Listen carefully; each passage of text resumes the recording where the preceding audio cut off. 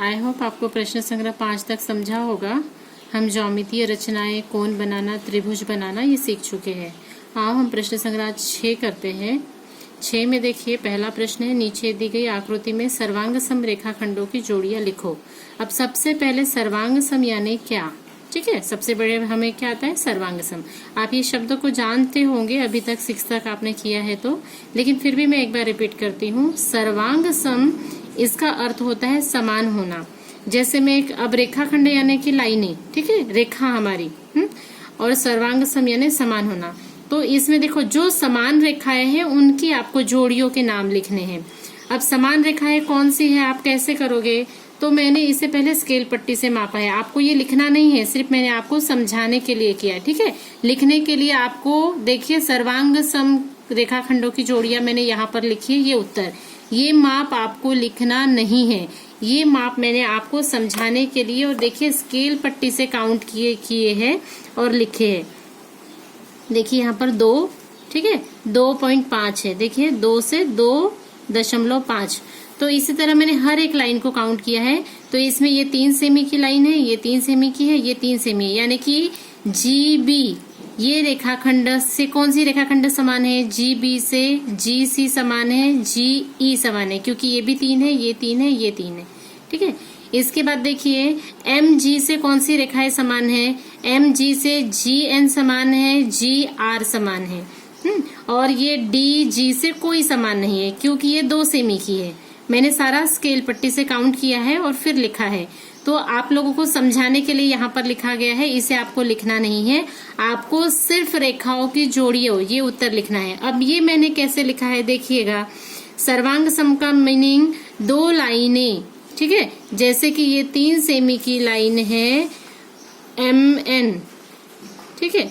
तो मैंने same to same अगर 3 सेमी की लाइन, चाहे वो ऐसी क्यों ना हो, 3 सेमी की लाइन AB, इसका माप अगर 3 सेमी है, तो ये लाइन इसी के ऊपर सेम टू सेम अगर रख दी जाए, A बिंदु M पर रहता है, B बिंदु N पर रहता है, तो दोनों सर्वांग सम है।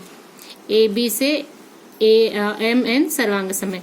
अगर आप बोलोगे कि मैंने अगर अलग से ये निकाला यहाँ पर PQ, ये भी 3 सेमी है PQ, तो देखिए AB से MN ये सर्वांग सम है, वैसे ही AB से PQ भी सर्वांग सम है, यानी तीनों रेखाएं एक दूसरे से। देखिए हम सर्वांग सम रेखा यहाँ पर देखते हैं। पहला रेख MG। अब देखिए MG 2.5 है, तो मैंने यहाँ लिखा रेख GR, तो देखिए GR भी 2.5 है, तो MG GR एक हो गया, दोनों जोड़ी ना ये इसके ये समान है, ये रेखा के ये समान है, यानी कि ये इसके सर्वांग सम है।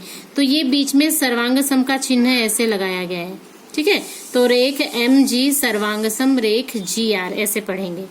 अब देखिए रेख MG, वापस से रेख MG, तो NG ये भी 2.5 है, तो इसलिए ये इसके सर्वांग सम है। रेख GC, देखिए GC कहाँ है, GC 3 सेमी की है, तो इसके GB 3 सेमी है, इसलिए रेख GC सर्वांग सम रेख GB। अब रेख GE ये भी 3 है, तो आप इन दोनों में से कोई भी, GR 2.5 है, नहीं GR नहीं होना चाहिए यहाँ पर, GR 2.5 है, तो GB कर दीजिए, ठीक है। तो एक बार GB हो गया है, तो GC 3 है, तो GC, ठीक है, यहाँ GC। तो इस तरह से जो 3 है वो एक दूसरे से सर्वांग सम है, 2.5 जो है वो एक दूसरे से सर्वांग सम है। तो आपको उत्तर में ये रेख इससे सर्वांग सम है, यही दिखाना है, ठीक है। आइए अब हम प्रश्न दूसरे पर चलते हैं।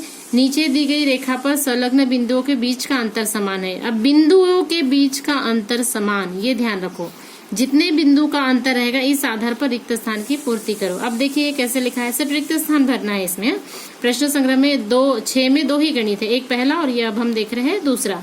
तो देखिए यहाँ पर AB, देखिए AB में कितने बिंदु का अंतर है, 1 बिंदु का है, तो मैंने यहाँ लिखा है WA।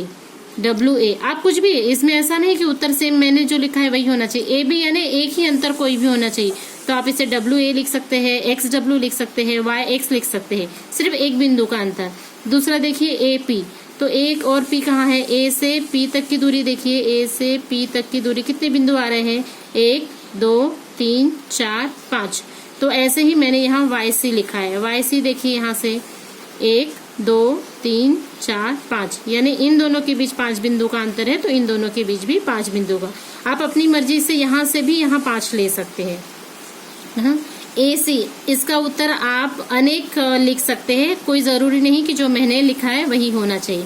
AC देखिए, AC कहाँ है? AC, इसमें 2 बिंदु की दूरी है, A 1 2, तो PY में देखिए, PY में भी 1 और 2 बिंदु की ही दूरी है।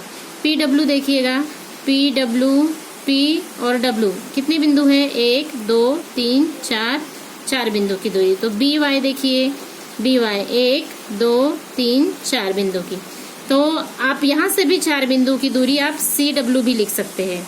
तो YA देखिए, YA से 3 की दूरी 1 2 3, तो YQ देख लीजिए, YQ से भी 1 2 3। सिर्फ इन दोनों बिंदु, एक ये और ये, इसमें जितनी दूरी है उतनी ही आपके अगले इसमें दूरी होनी चाहिए। तो BW देखिए, BW में 2 का अंतर है, तो ZX देखिए, Z आपको ये और X, इसमें 2 बिंदु का दूरी है। तो इस तरह से ये हो गया दूसरा गणित। ठीक है।